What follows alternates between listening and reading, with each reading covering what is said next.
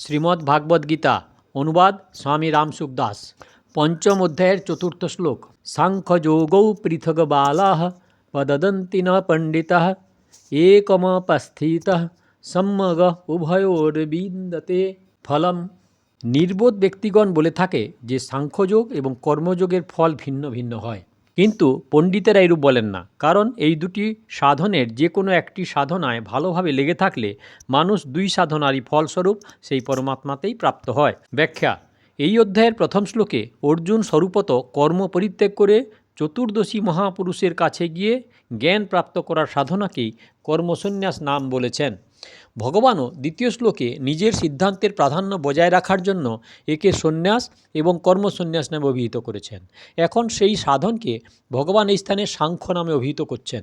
ভগবান শরীর এবং শরীরীর পার্থক্য বিচার করে স্বরূপে স্থিত হওয়াকেই সাংখ্য বলেছেন। ভগবানের মতে সন্ন্যাস এবং সাংখ্য হল পর্যায়বাচী, যাতে কর্ম স্বরূপত ত্যাগ করার প্রয়োজনীয়তা নেই। অর্জুন যাকে কর্মসন্ন্যাস নামে বলেছেন সেটিও নিঃসন্দেহে ভগবান কথিত সাংখ্য এরই আর একটি ভাগ, কারণ গুরুবাক্য অনুসারে সাধক শরীর এবং শরীরীর পার্থক্য বিচার করে। বালাহ পদটির দ্বারা ভগবান বলেছেন যে বয়স এবং বুদ্ধিতে বড় হয়েও যারা সাংখ্যযোগ এবং কর্মযোগকে ভিন্ন ভিন্ন ফলদাতা মনে করে তারা বালক অর্থাৎ অবুঝ। যে মহাপুরুষগণ সাংখ্যযোগ এবং কর্মযোগের তত্ত্ব ঠিকঠাক বুঝেছেন তারাই পণ্ডিত অর্থাৎ বুদ্ধিমান। দুটি যে পৃথক পৃথক ফল দেয় তা এরা বলেন না, কারণ এরা দুটি সাধন প্রণালী না দেখে তার সত্যকার পরিণামটি দেখেন। সাধন প্রণালীর প্রতি লক্ষ্য রেখে স্বয়ং ভগবান তৃতীয় অধ্যায়ের তৃতীয় শ্লোকে সাংখ্যযোগ এবং কর্মযোগকে দু প্রকারের সাধন বলে স্বীকার করেছেন। দুটির সাধন প্রণালী পৃথক পৃথক হলেও সাধ্য পৃথক পৃথক নয়। গীতায় স্থানে স্থানে সাংখ্যযোগ এবং কর্মযোগের পরমাত্মা প্রাপ্তির রূপ ফল একই বলা হয়েছে। ত্রয়োদশ অধ্যায়ের 40তম শ্লোকে দুটি সাধন দ্বারা একই পরমাত্মা তত্ত্ব অনুভব হওয়ার কথা বলা হয়েছে। তৃতীয় অধ্যায়ের 19তম শ্লোকে কর্মযোগীর পরমাত্মা প্রাপ্তির কথা বলা হয়েছে এবং দ্বাদশ অধ্যায়ের চতুর্থ শ্লোকে এবং ত্রয়োদশ অধ্যায়ের 34তম শ্লোকে জ্ঞানযোগীর পরমাত্মা প্রাপ্তির কথা বলা হয়েছে। এই প্রকার ভগবানের মতে দুটি সাধন একই ফলদায়ক। শ্লোক নাম্বার 5। যত সাংখ্যৌ প্রাপ্যতে স্থানং তদৌ গৈরোপি গম্যতে এক সাংখ্য চ যোগ চ পশ্যতি স পশ্যতি। সাংখ্যযোগীগণের দ্বারা যে তত্ত্বের প্রাপ্তি ঘটে কর্মযোগীদের দ্বারা সেই তত্ত্বেরই প্রাপ্তি ঘটে। সুতরাং যে ব্যক্তি সাংখ্যযোগ এবং কর্মযোগকে ফলরূপে এক দেখে সেই ঠিক দেখে। ব্যাখ্যা। পূর্ব শ্লোকের উত্তরার্ধে ভগবান বলেছিলেন যে একটি সাধনের ঠিকভাবে স্থিত হলে মানুষ দুই সাধনের ফলস্বরূপ একই পরমাত্মা তত্ত্ব প্রাপ্ত করতে পারে। সেই কথাটি জোর দিয়ে বলতে ভগবান উপরিউক্ত পদে অন্যভাবে জানালেন যে যে তত্ত্ব সাংখ্যযোগী প্রাপ্ত করেন সেই তত্ত্ব কর্মযোগীও প্রাপ্ত করেন। সংসারে মনে করা হয় যে কর্মযোগের দ্বারা কোনো কল্যাণ হয় না। কারণ হলো কেবল জ্ঞানযোগের দ্বারা এই ভ্রম দূর করার জন্য এখানে ওপি অব্যয় ব্যবহার করা হয়েছে। সাংখ্যযোগী এবং কর্মযোগী দুয়েরই পরিণামে কর্ম থাকে, অর্থাৎ ক্রিয়াশীল প্রকৃতি থেকে সম্বন্ধ বিচ্ছেদ হয়। প্রকৃতি থেকে সম্বন্ধ রহিত হলে দুইটি যোগী এক হয়ে যায়। সাধনকালে সাংখ্যযোগের বিবেক জড় ও চেতনের সম্পর্ক ছেদন কর্মযোগীকে গ্রহণ করতে হয় এবং কর্মযোগের রীতি নিজের জন্য কর্ম না করা সংখ্যাযোগীকে গ্রহণ করতে হয়। সাংখ্যযোগের বিবেক প্রকৃতি পুরুষের সম্বন্ধ ছেদ করার দিকে থাকে এবং কর্মযোগের কর্মজগতের সেবার জন্য নয়। সিদ্ধি প্রাপ্তি হলে সাংখ্যযোগী এবং কর্মযোগী দুই যোগীরই একই স্থিতি লাভ হয়, কারণ দুই যোগীরই নিজ নিজ সাধনায় নিষ্ঠা থাকে। সংসার বিষম অর্থাৎ সমভাবের নয়, ঘনিষ্ঠতম সাংসারিক সম্পর্কেরও বিষমতা থাকে, কিন্তু পরমাত্মা হচ্ছেন সম। সুতরাং জগৎ সংসার থেকে সর্বতোভাবে সম্পর্ক রহিত হলেই সমরূপী পরমাত্মাকে লাভ করা সম্ভব হয়। সংসার থেকে সম্পর্ক ছেদ করার দুটি যোগপত্র আছে, জ্ঞানযোগ এবং কর্মযোগ।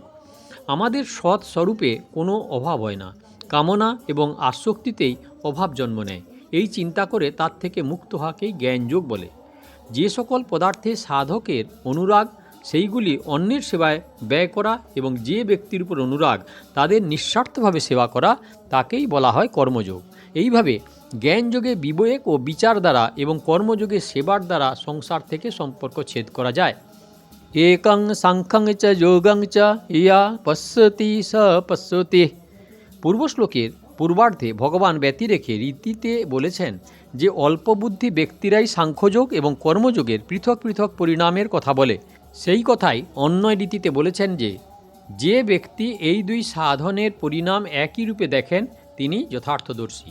এইরূপ চতুর্থ এবং পঞ্চম শ্লোকের সার হলো এই যে ভগবান সাংখ্যযোগ এবং কর্মযোগ দুইটিকে পৃথক সাধন বলে মনে করেন এবং দুটিরই পরিণামে এক পরমাত্মা প্রাপ্তি বলে মানেন। যারা এই সত্যকার তথ্য জানে না তাদের ভগবান অল্পবুদ্ধি বলে, আর যারা এটি জানেন তাদের ভগবান যথার্থদর্শী বা বুদ্ধিমান বলেন। বিশেষ কথা, কোনো সাধনাতে পূর্ণতা পেলেই বাঁচার আশা, মৃত্যুর ভয় পাওয়ার আকাঙ্ক্ষা এবং কিছু করার আসক্তি, এই চারটি পুরোপুরি দূর হয়। যা সর্বক্ষণ নষ্ট হচ্ছে, অর্থাৎ যা সর্বক্ষণ ক্ষয়ের দিকে যাচ্ছে, সেই শরীরের মৃত্যু ভয় হতে পারে না। অপরপক্ষে যা নিত্য বিরাজমান, সেই স্বরূপের বাঁচবার ইচ্ছার প্রশ্নই আসে না। তবে বাঁচার ইচ্ছা এবং মরার ভয় কার হবে? স্বরূপ যখন শরীরের সঙ্গে একাত্ম হয় তখন তাতে বাঁচার আকাঙ্ক্ষা এবং মরবার ভয় এসে পড়ে। বাঁচার ইচ্ছা এবং মৃত্যু ভয় এই দুইটি জ্ঞান যোগে বা বিবেকের দ্বারা দূর হয়। পাওয়ার আকাঙ্ক্ষা তারই হয় যার অভাব আছে। নিজ স্বরূপ ভাবময়, এতে কখনো অভাব হয় না, তাই স্বরূপের কখনো কিছু পাওয়ার ইচ্ছা হয় না। পাওয়ার ইচ্ছা না থাকায় তার মধ্যে ক্রিয়ার আসক্তি হয় না। স্বরূপ নিজে ভাবময় হলেও যখন অভাবরূপ শরীরের সঙ্গে একাত্ম হয় তখন তার অভাব বোধ হয়ে থাকে, যার ফলে তার পাওয়ার আকাঙ্ক্ষা হয় এবং সেই আকাঙ্ক্ষার ফলে করার অনুরাগ জন্মায়। পাওয়ার আকাঙ্ক্ষা এবং করার আসক্তি এই দুই কর্মযোগের দ্বারা দূর হয়। জ্ঞানযোগ এবং কর্মযোগ এই দুই সাধনের কোনো একটিতে পূর্ণতা প্রাপ্তি হলে বাঁচার ইচ্ছা, মৃত্যু ভয়, কিছু পাওয়ার আকাঙ্ক্ষা এবং কিছু করার আসক্তি এই চারটি সর্বতোভাবে দূর হয়। শ্লোক নাম্বার 6। সন্ন্যাসন্তু মহাবাহো দুঃখমাপ্তমযোগতঃ যোগযুক্ত মুনির্বৎ ব্রহ্ম ন চিরেণ অধিগচ্ছতি। কিন্তু হে মহাবাহ, কর্মযোগ ব্যতিরেকে সন্ন্যাস সিদ্ধ হওয়া কঠিন। মননশীল কর্মযোগী শীঘ্রই ব্রহ্মপ্রাপ্ত হয়। ব্যাখ্যা: সাংখ্যযোগে সাফল্য লাভ করতে হলে কর্মযোগ সাধন অতি আবশ্যক, কারণ এটি ছাড়া সাংখ্যযোগে সিদ্ধি লাভ করা কঠিন। কিন্তু কর্মযোগ সিদ্ধিপ্রাপ্ত হতে গেলে সাংখ্যযোগের সাধনার প্রয়োজন নেই। এই ভাব এখানে তু পদটির দ্বারা প্রকট করা হয়েছে। সাংখ্যযোগের লক্ষ্য হল পরমাত্মা তত্ত্ব অনুভব করা, কিন্তু যতক্ষণ অনুরাগ থাকে, আসক্তি থাকে, ততক্ষণ এই সাধন দ্বারা পরমাত্মা তত্ত্ব অনুভব করা তো দূরের কথা, এটি হৃদয়ঙ্গম করাই কঠিন হয়ে পড়ে। আসক্তি দূর করার সহজ উপায় হলো কর্মযোগের অনুষ্ঠান করা। কর্মযোগের সকল কার্যই অন্যের হিতার্থে করা হয়। অন্যের হিতের ভাবনা জাগলে নিজ অনুরাগ স্বতই দূর হয়। এই জন্য কর্মযোগের আচরণ দ্বারা আসক্তি দূর করে সাংখ্যযোগের সাধনা করা সহজ হয়। কর্মযোগের সাধনা না করে সাংখ্যযোগে সিদ্ধি লাভ করা কঠিন হয়। নিজ নিষ্কাম ভাব এবং অপরের হিতের কথা যিনি মনন করেন সেই কর্মযোগীকে এখানে মুনি বলে উল্লেখ করা হয়েছে। কর্মযোগী ক্ষুদ্র বা বৃহৎ যে কোনো কর্ম করার সময় লক্ষ্য রাখে তার ভাব নিষ্কাম না সকাম। সকাম ভাব এলেই সে সেটিকে দূর করে, কারণ সকাম ভাব এলেই সেই ক্রিয়াটি তার নিজের এবং নিজের জন্য হয়ে যায়। অন্যের হিত কি করে হবে?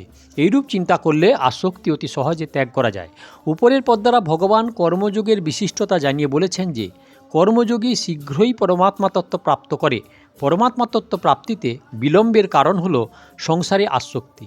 নিষ্কামভাবে কেবল অন্যের হিতার্থে কর্ম করলে কর্মযোগীর আসক্তি পুরোপুরি দূর হয় এবং আসক্তি দূর হলে স্বতঃসিদ্ধ পরমাত্মা তত্ত্বের অনুভূতি হয়।